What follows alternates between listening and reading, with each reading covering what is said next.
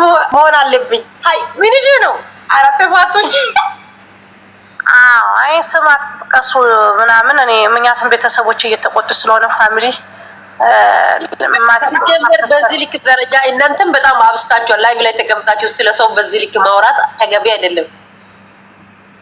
እንደውም ባልሽ በጣም መልካም ሰው ስለሆነ ነው ዝም ያለሽ። ኧረ ማርያ ያቅምና ነው ውድ የታወቀ ይገድለኛል አያውቅም። እንደዚህ እንግዲህ ይሄ እንደዛ ከሆነ ዩቲዩበሮች ድምጽ ባለበት ቦታ ሁሉ አጥፉ በዩ አንቺ ያወራሽው ነገር ማለት ነው።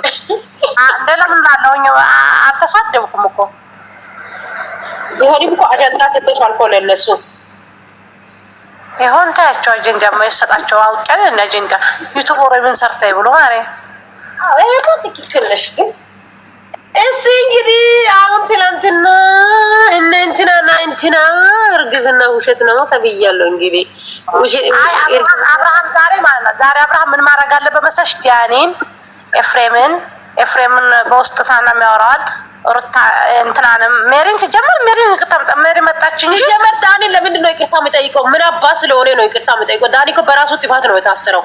ምንድነው ያለ ፍቃድ እኮ ነው ፎቶ እየለጠፈ የነበረው። ኧረ እባክሽ እንደዛ ከሆነ ቦታ ካገኘ ከዚህ በኋላ አይፈታም። በቃ አብርሃም ይጠምደዋል። ስለዚህ እንደዚህ ሆኖ ይቀመጡ። ይቅርታ መጠየቅ ምንም አያስፈልግም። አይ እንደዚህ ነው እንጂ እኔ ባለፈው ላደረገው ነገር ይቅርታ ግን አጠገብ እንዲደስልኝ አልፈልግም። ለምን ይቅርታ ይጠይቃል? እሱ እኮ ነው ጥፋት ያጠፋው። ዳኒ እኮ ነው ጥፋት ያጠፋው። ፎቶ አሰርቶ አምጥቶ አብርሃም ላይ የቀለደው እሱ ነው። ስለዚህ አብርሃምን አይደለም እኮ ጥፋት ያጠፋው። አብርሃም እኮ ሐቁ ነው የተዋጣለት። ምንም አላጠፋ አብርሃም። ከነሱ ጋር መደባደብ አልፈለገም። ትዳሩ እንዲበጠበጥ ያደረገው ዲያኔ ነው። የምንም የሚካር ነገር አይደለም። ስለዚህ ለምን አብርሃም ይቅርታ ይጠይቃል? እሱን ማን አባ ስለሆነ ነው ይቅርታ የምጠይቀው? ኤፍሬም ቡዜ ትልቅ ወንድሙ መንጣት አለባቸው። ሩታ ካሜራ ላይ መጡ አይናገሩም። በውስጥ ይጨርሳሉ እንጂ ካሜራ ላይ ወጡ ማለት ነው። ዛሬ ኤርሜላ አብርሃም የአብርሃም ወንድም ትልቁ ሆኖ ይመጣሉ ብዬ አስባለሁ። እርግጠኛ ነኝ። እኔ ደግሞ ያሰብኩት ቡዜ ያኔ ቀርባ ትጠይቃለች ብዬ አስባለሁ። ለምን አብርሃም ወንድምና ሄርሜላ አይባቡም ሁለታችሁ ማለት ነው። አብርሃም ወንድም ያኔ ታውቂያለሽ ምን ወዴት እንደሚገፋ ምን እንደሚፈልግ ታውቂያለሽ። የአብርሃም ወንድም ትልቅየው አዎ። ስለዚህ ትላንትና ቪዲዮ ላይ አይተሽ እንኳን መረዳት ትችያለሽ። እሱ የእሱ ሀሳብ ማለት ነው። ሶ ዋት ቡዜ ከሱ ጋር እኔ ቡዜ ብትመጣ ደስ ይለኛል። የእውነት ቀርባ ሄርሚን ጠይቃ ለምንድን ነው እንደዚህ ያደረግሽው? ቤተሰብ አንቺ ላይ ያለው እምነት እንዲያጣ ነው ያደረግሽው ምናምን ብላ ብታወራ ደስ ይለኛል። እኔ አብርሃም እኮ ችግሩን ነግራኛለች እኮ እዚህ ማውራት አይጠበቅም። ካሜራ ላይ ማውጣት ግዴታ መናገር አያስፈልግም። እኔ ለኔ ነግራኛለች ብሏል።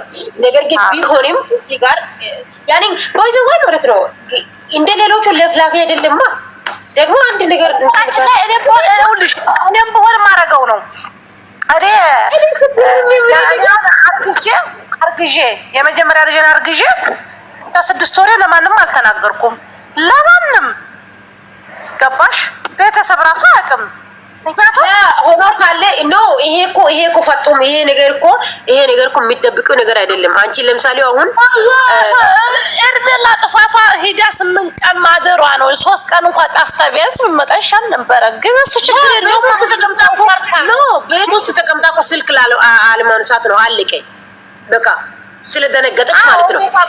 ምንም ችግር የለም። አሁን የት እንደነበረ ለምን አልነግረንም? የነኛ አለሽ ግን የነበር እኮ አሁን ለኛም ጥያቄ የሆነ ይሄ እኮ ነው። ሁሉም ሰው ጥያቄ የሆነው ይሄ ነው። ጓደኛዋ ጋር ታተናቀረም። እኔ የማታስበው እዛች የተባለችው ጓደኛዋ ጋር ታተናቀረም። ሩቅ ሰው ጋር አትሄድም። በዛ ላይ ደግሞ ማለት እኔ እኮ ጠይቅ በኤፍሬም ጋር የለበሰችው ልብስ ለምን አላገኙትም? ቤት ውስጥ ለምን አልተጠራጠሩ? እሷ እኮ ሀቢብት የራሷ አዘጋጅታ እኮ ነው የወጣችው። በራሷ መኪና እኮ ነው የሄደችው። ምንድነው ሰው ነው እንደ ወሰዳት እንደ ልስራው ሄርሚ ኮስታሽ አመጣ ነው የወጣችው። ለአብርሃም ልንገርሽ ፈጥቶም እሷ አቅዳ ወስና በራሷ መንገድ ነው የወጣችው። ገብቶሻል? ለምን ይሄ ነገር ብቻ አይደለም ሌላ ነገርም አለ። እሷ ራሷ በሷ ላይ የሆነ በሷና በሱ መካከል የሆነ የተከሰተ ነገር አለ። በዛ ኬዝ ነው እንጂ ዝም ብላ አይደለም ብድግ ብላ ወጣችሁ። በዛ ላይ ደግሞ ተጣላንም አልተጣሉም። ገና መጣላት አይደለም የሆነ እርስ በራሱ ይሸሸኛል ብላ ይመስለኛል። ይሸሸኛል ይሄን ነገር ተሰማ ነው ቢሆንማ ዞሮ እኮ እንትን ነው ፈተና ነው። ግን ሆኖ ሳለ እኔ በበኩሌ የተረዳሁት ነገር ቢኖር እስቲ ይሄንን ያክል ቀን እኔ ቢጠፋ ከኔ ይርቃል ወይ እንደዛ ነው እኔ አዎ ነው። ግን በቃ አልተሳካም። እሱ እንዴት ነው የሚሰካው? አይሄ አያረገውም። በእናትሽ ሸርሜላ ጠፍታለችና ወደ ሩታ ይሄዳል።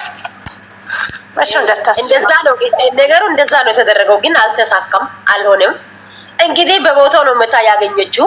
እንደው ሞር ተንገበገበ። እኔ መጀመሪያ ገና አግኝቶ ሲያዞራት ምናምን